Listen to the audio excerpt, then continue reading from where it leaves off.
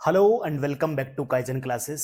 आज की इस वीडियो में हम नेशनल और इंटरनेशनल करंट अफेयर से संबंधित महत्वपूर्ण एमसीक्यूज को डिस्कस करेंगे, उनकी व्याख्या को समझेंगे। आपकी आगामी परीक्षाओं के लिए ये सभी एमसीक्यूज महत्वपूर्ण होने वाले हैं, इसलिए विदाउट स्किप किए हुए वीडियो को आप लास्ट तक देखेंगे।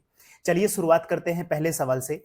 पहला सवाल कहता है, हाल ही में all India football federation award 2025 में वर्ष के सबसे बेस्ट पुरुष खिलाड़ी का पुरस्कार किसे दिया गया है। चार ऑप्शन आपके सामने हैं, संदेश झिंगन, गुरप्रीत सिंह संधू, सुनील छेत्री या फिर सुभाष बोस। वीडियो को हमेशा की तरह पॉज करेंगे, सही उत्तर को मार्क करेंगे। अगर हम इसके सही उत्तर की बात करें तो इसका सही उत्तर है डी, यानी सुभाष बोस। व्याख्या देख लेते हैं।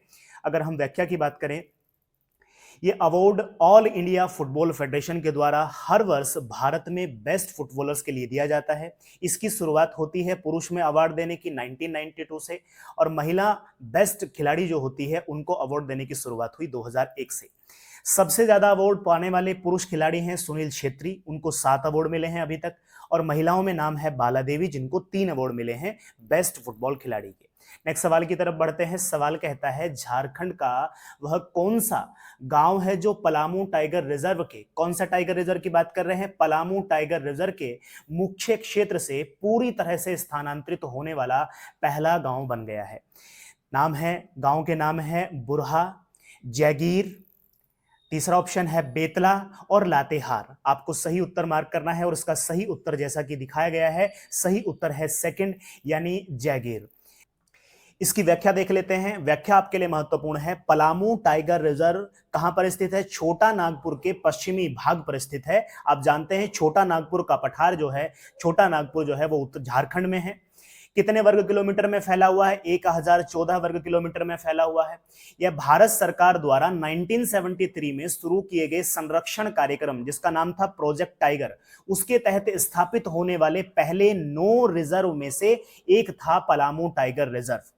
नेक्स्ट सवाल की तरफ बढ़ते हैं। सवाल कहता है, नमस्ते योजना, नाम है नमस्ते योजना, किन 2 मंत्रालयों द्वारा संयुक्त रूप से शुरू की गई योजना है? सवालों में ऑप्शन दिए गए हैं, स्वास्थ्य मंत्रालय, ग्रामीण विकास मंत्रालय, पर्यावरण मंत्रालय, श्रम मंत्रालय। तीसरा ऑप्शन है सामाजिक न्याय और अधिकारिता मंत्रालय और आवास एवं शहरी मामलों का मंत्रालय। चौथा ऑप्शन है शहरी विकास मंत्रालय तथा कौशल विकास मंत्रालय।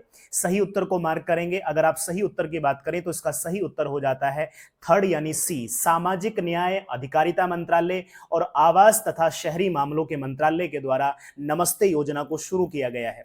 व्याख्या की बात करें तो यह आयुष्मान भारत प्रधानमंत्री जन आरोग्य योजना के तहत स्वास्थ्य बीमा भी प्रदान करता है और कौशल विकास प्रशिक्षण पर भी, यानी स्किल डेवलपमेंट पर भी काम करता है, उसका प्रशिक्षण लोगों को प्रदान करता है।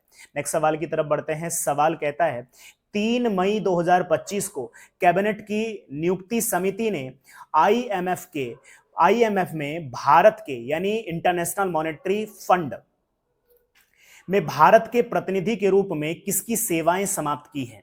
नाम है संजीव खन्ना, BR गवई, R सुब्रमण्यम या डॉक्टर KV सुब्रमण्यम। सही उत्तर को मार्क करें। अगर सही उत्तर की बात करें तो उसका सही उत्तर है डी, डॉक्टर KV सुब्रमण्यम। व्याख्या देख लेते हैं। डॉक्टर KV सुब्रमण्यम को 1 नवंबर 2022 को 3 साल के कार्यकाल के लिए IMF में भारत के कार्यकारी निदेशक के रूप में नियुक्त किया गया था। उनकी हाल ही में एक पुस्तक आई थी, हो सकता है इस पुस्तक का नाम आपसे एग्जाम में पूछ लिया जाए, बड़ी चर्चा में रही उनकी ये किताब। उनकी हाल ही में पुस्तक आई @100 के प्रचार को लेकर चिंता जताई गई, उस पर ऑब्जेक्शंस उठाए गए। इससे पहले उन्होंने 2018 से 2021 तक भारत सरकार के प्रमुख आर्थिक सलाहकार के रूप में भी कार्य किया है। आपके लिए सवाल बड़ा खास है, इसको आपको सही से देख करके जाना है। नेक्स्ट सवाल की तरफ बढ़ते हैं। सवाल कहता है, भारतीय वायुसेना के नए उप प्रमुख के रूप में किसने कार्यभार संभाला है? उपेंद्र सिंह, अनिल चौहान, नर्मदेश्वर तिवारी या फिर दलजीत भंडारी। सही उत्तर को मार्क करें। सही उत्तर हो जाएगा नर्मदेश्वर तिवारी को हाल ही में वायुसेना के नए उप प्रमुख के रूप में चुना गया है। एयर मार्शल नर्मदेश्वर तिवारी को 2 मई 2025 को भारतीय वायुसेना के नए vice chief of air staff के रूप में नियुक्त किया गया है। इनके सम्मान की बात करें तो परम विशिष्ट सेवा मेडल है 2025 में, अति विशिष्ट सेवा मेडल है 2022 में, वायु सेवा मेडल मिला हुआ है 2008 में। नेक्स्ट सवाल की तरफ बढ़ते हैं। सवाल कहता है वित्त वर्ष 2024-25 में देश में सर्वाधिक वास्तविक आर्थिक विकास दर, यहां पे रियल जीडीपी की बात कर रहा है, वास्तविक आर्थिक विकास दर 9.69% किस राज्य ने हासिल की है?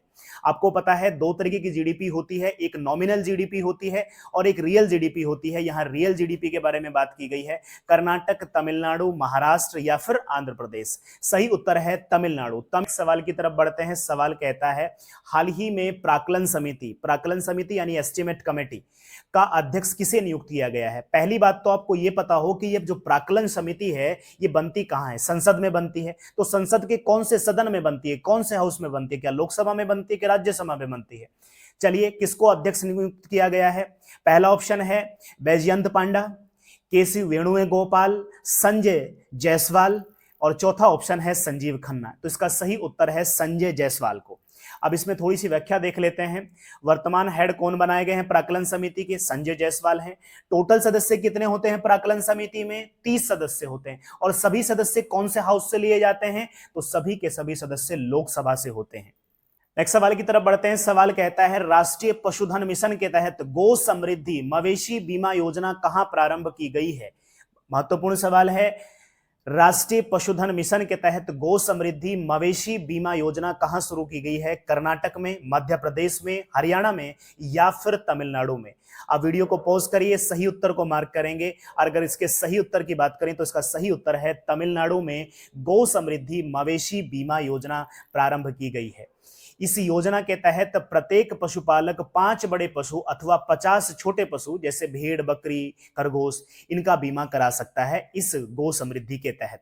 नेक्स्ट सवाल की तरफ बढ़ते हैं। सवाल कहता है शिप्री जो कि एक ऑर्गेनाइजेशन है, शिप्री की रिपोर्ट के अनुसार दुनिया का सबसे बड़ा हथियार आयातक देश कौन सा है जो सबसे ज्यादा हथियारों को इंपोर्ट करता है? क्या वो रूस है, क्या वो भारत है, क्या वो इजराइल है या फिर यूक्रेन है? सही उत्तर की बात करें तो इसका सही उत्तर है इजराइल। सीधा सवाल आपको देखने को मिलेगा। सिप्री की रिपोर्ट के अनुसार हथियारों का दुनिया में सबसे बड़ा आयातक देश आपको मार्क करना है इजराइल। हम सिप्री की फुल फॉर्म की बात करें तो सिप्री की फुल फॉर्म है Stockholm International Peace Research Institute. आज के अपने नेक्स्ट और आखिरी सवाल की तरफ बढ़ते हैं। सवाल कहता है केंद्र सरकार ने anti rabies, anti snake venom stock की निगरानी के लिए कौन सा पोर्टल लॉन्च किया है? किसके लिए किया गया है? Anti rabies, anti snake venom stock की निगरानी के लिए कौन सा पोर्टल लॉन्च किया है? जू विन है, डॉग विन है, स्नेक विन है या फिर एनी विन है? वीडियो को पॉज करेंगे हमेशा की तरह, सही उत्तर को मार्क करेंगे और कमेंट सेक्शन में बताएंगे आपने इन 10 सवालों में से कितने सवालों को ठीक किया है। अगर इसके सही उत्तर की बात करें तो इसका सही उत्तर है जूविन। ये हो जाता है आज का हमारा नेशनल और इंटरनेशनल करंट अफेयर्स का एमसीक्यू सेगमेंट। आई होप आपको ये वीडियो पसंद आई होगी। अगर आपको ये वीडियो अच्छी लगी है तो वीडियो को शेयर करना ना भूलें। चलिए मिलते हैं नेक्स्ट वीडियो में, तब तक के लिए धन्यवाद।